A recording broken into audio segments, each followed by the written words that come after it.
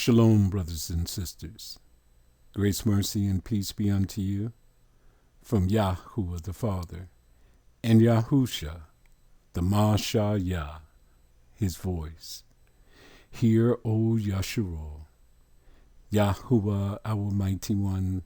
He is one YAHUAH. This is Brother David coming to you again to bring you the first fruits to the Feast of Weeks. And the year is 2021. Now the Passover and the Feast of Unleavened Bread is connected to the first fruits and the Feast of Weeks. It begins immediately after the Sabbath. We're going to investigate where that Sabbath is. Next, we want to know, does the barley or the wheat harvest have to be ripe before you bring that sheaf to the priest? Why am I asking that?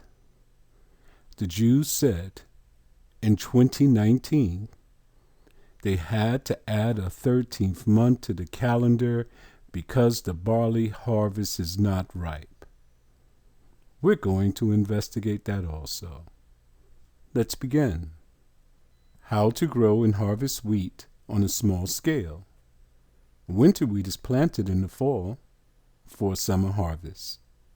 Spring wheat is planted in the spring for a fall harvest. Spring wheat can be planted as soon as the ground can be worked, which really doesn't mean anything to me even after decades of vegetable gardening. So to me, when the ground can be worked generally means when I can go out and garden without swearing about how cold it is outside. So mid to late spring. Wheat likes to germinate in cooler soil. That means it'll be happy germinating in soil that's 10 degrees Celsius or 50 degrees Fahrenheit. If you're late planting, don't get too worked up. It will germinate if the soil is warmer too. Under normal spring conditions, 10 degrees Celsius or so, wheat will sprout in about 7 days. By 2 to 3 weeks, it'll be big enough to impress the cast of YAHUAH. Only old people, senior citizens like me, know that show. Wheat planted in the spring will be ready to harvest after about 4 months from planting. If it's planted in the fall, it'll be ready to harvest about 8 months after planting, because so much of its time is spent dormant in the winter. So is this the sheaf? This is what it looks like in 2 to 3 weeks. I believe so. This is what you bring to the priest. Is it ripe? No. That's where the name comes in. First fruits. It just sprouted up. Barley growing guide. Plant in the early spring. Barley usually requires around 90 days from planting to harvest. And the earlier you get it in, the easier it will be. Barley gets off to an earlier start than most weeds. And hopefully, you only have to weed it 1 to 2 times before the plants shade out the competing weeds. So the barley harvest, if you plant it in the spring, it won't be ripe till around 90 days. Were they lying to us? I believe so. The reason that they made that statement is because the general populace don't understand that according to their 19-year cycle, they have to add an additional month every 3 years.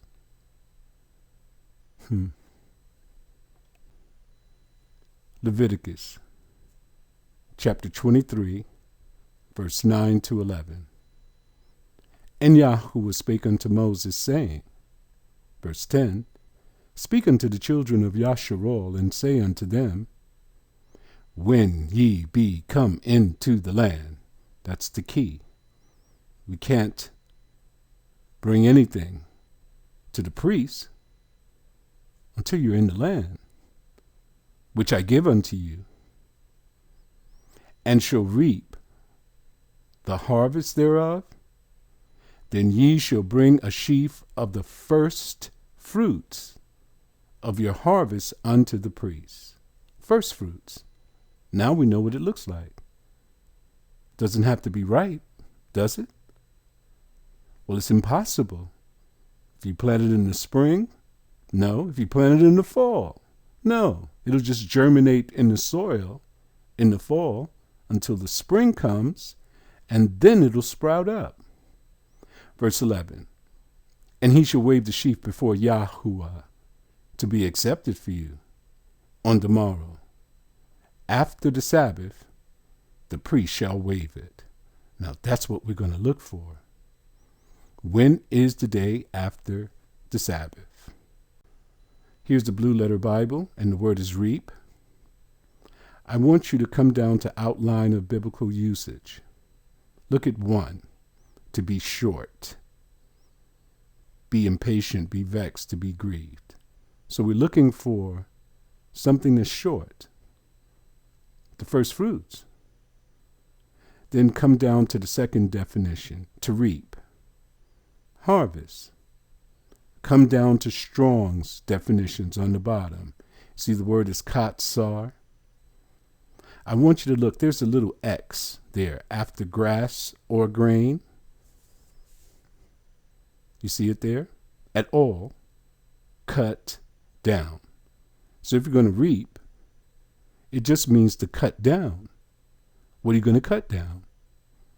The shortened part of your harvest, the first fruits.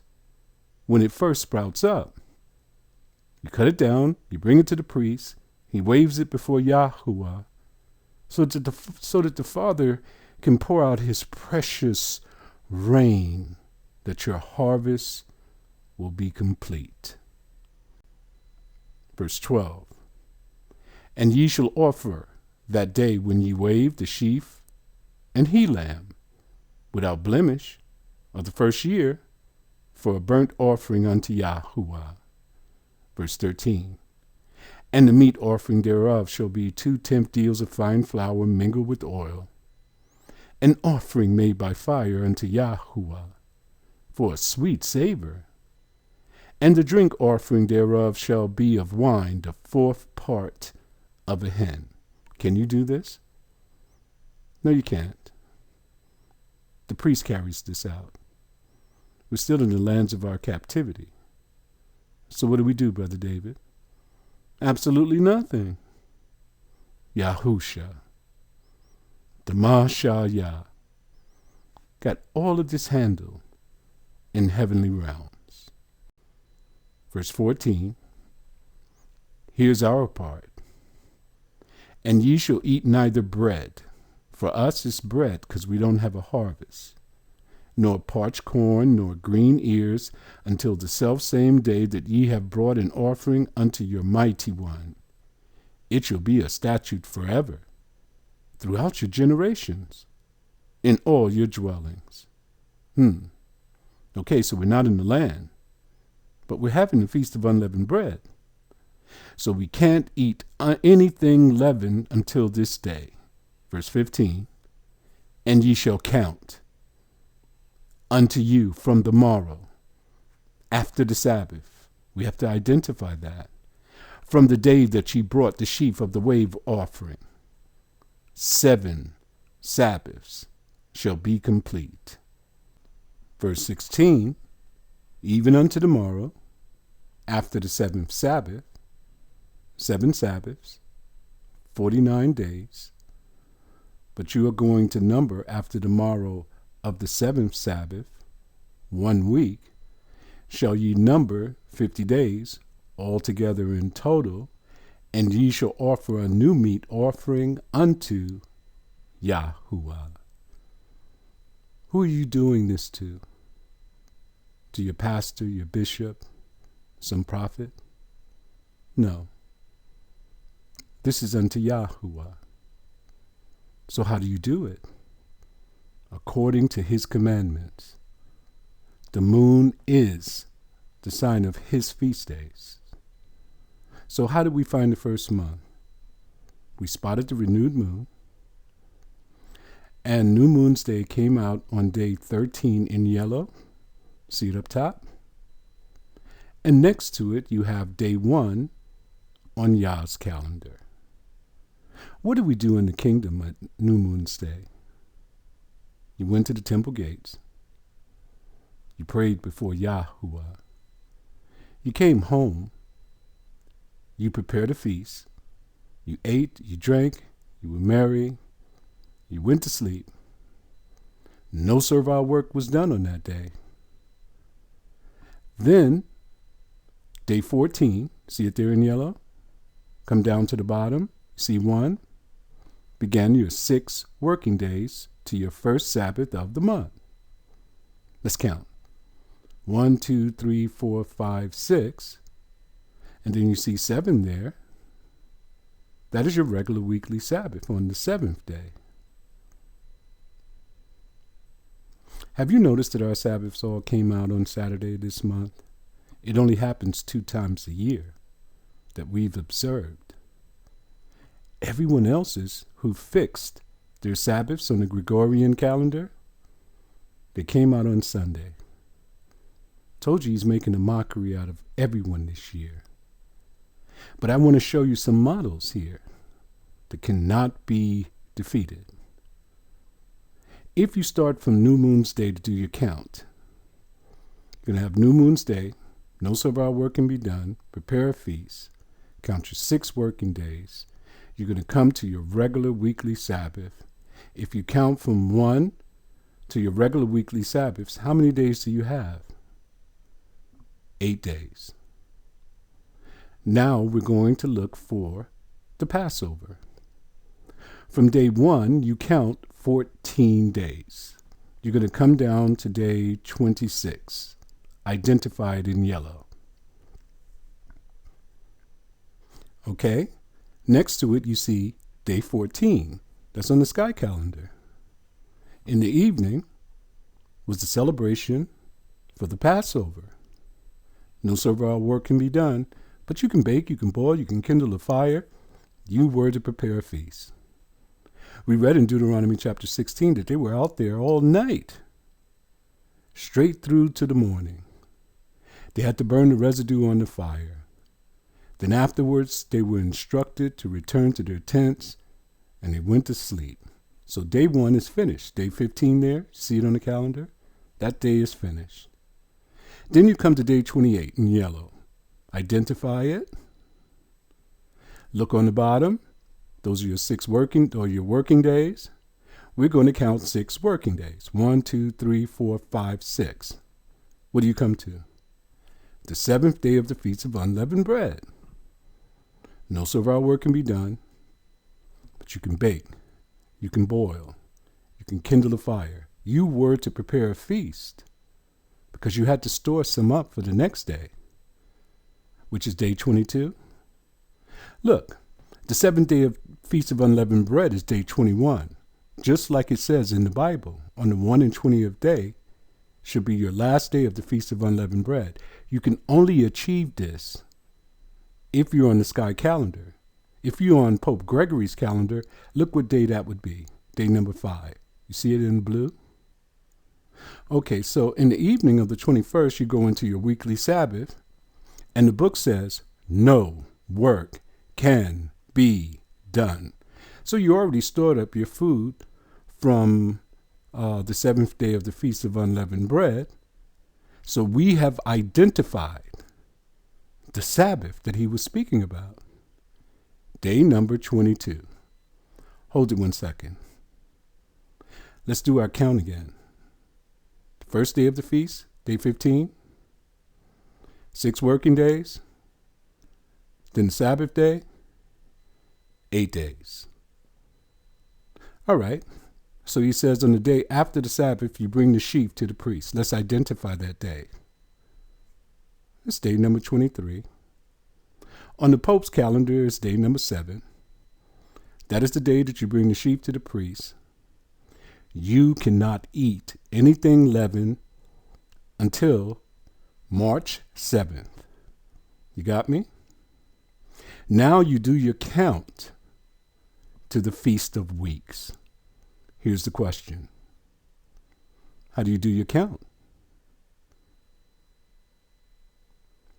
Everyone else believes that their weekly Sabbath is fixed on the Gregorian calendar. Do you count from the Gregorian calendar? Or do you count from the sky calendar? Which one? Let me give you a hint. The moon is the sign of feast. Hey, Feast of Weeks starts with feast. It's a feast day.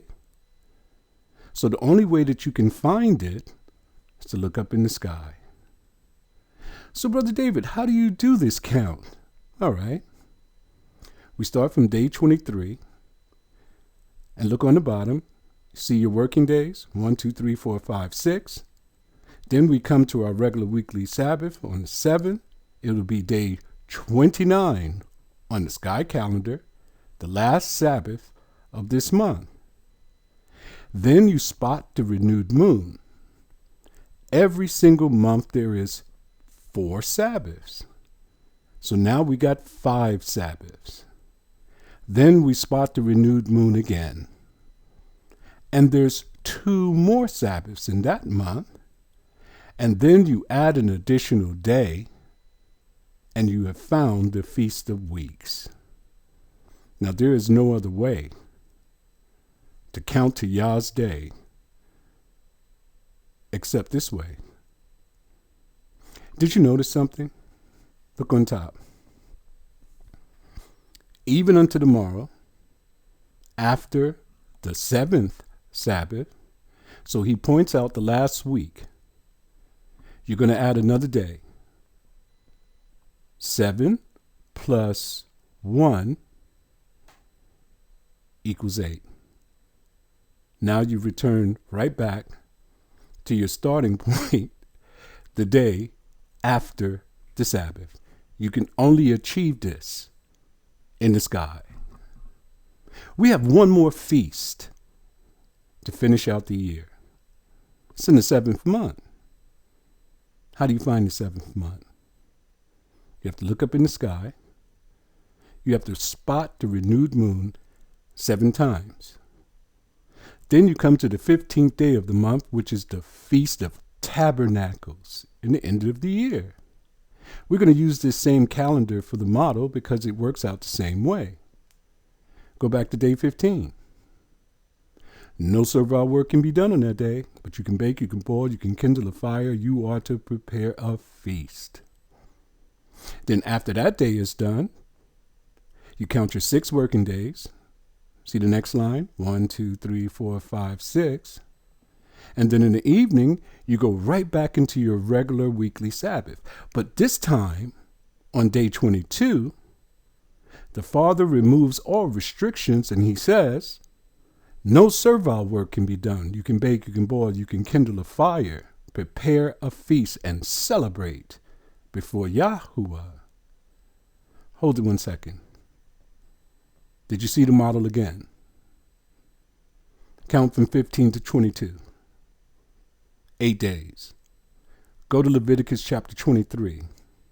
He's going to tell you, you'll have this feast for 8 days. That is proof that there cannot be a weekly Sabbath on the Gregorian calendar. Verse 21. We're going to drop down to 21, bypass a few passages, but you are to read it for yourself because it really speaks of the sacrifices. We know that the Yah has all of those things handled in heavenly realms, but I just want to tell you how to carry this out. And ye shall proclaim on that selfsame day. What day is that? The 7th Sabbath, 7 days. then you are to number one more day. And if you add them all up together, it's 50 days. But if you add from the seventh Sabbath one more day, that's 8 days, that it may be an holy convocation unto you. Ye shall do no servile work therein. So you can't gather at these big convocations. You stay in your home with your family and your friends. You're not to go to work that day, but you can bake, you can boil, you can kindle a fire. You are to prepare a feast. It shall be a statute forever. Does forever mean forever? Yes, it does. In all your dwellings, throughout your generations, even down to this generation, because you were sprinkled with blood, and you're going to have to carry it out regardless, even though we're just going through the motions. Hey, Brother David, how do we carry it out and go through the motions? We don't have a priest. We don't have a sheaf. We don't have a harvest to celebrate. So what do? Well, there's a model in the book about this day. You see, we call it the Feast of Weeks. So we didn't see it. But the Jews call it Shavuot. And you still can't see it. But the Europeans called it Pentecost. And in the book, they put, on the day of Pentecost, in Acts chapter 2, what happened? The Holy Spirit was poured out. To who? Yasharal. Check it. You'll see he didn't pour it out to anyone else but his people. And his Spirit does what? Lead you and guide you into righteousness. His Spirit led you here. This is why you're learning righteousness. You won't find righteousness on the Gregorian calendar. Only in the sky. What is righteousness? Following him, not following men. These are his Sabbaths, his feast days, not men's Sabbaths and feast days. So what we're going to do on that day? We're going to have a celebration.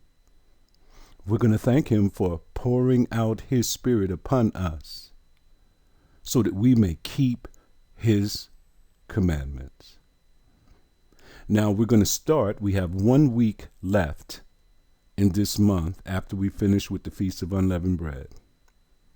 Then when we spot the renewed moon on New Moon's Day, I always put out our sighting. And then we're going to speak about the 4 weeks that we have in that next month. That'll be 5. Then we'll spot the renewed moon again. We'll speak about the other 2 weeks, and you add 1 day, and bingo, you're going to be right there. The day after the Sabbath is going to come to. Isn't that amazing? But you can't find that model on Pope Gregory's calendar. Now, I hope you had a wonderful time last night. We did.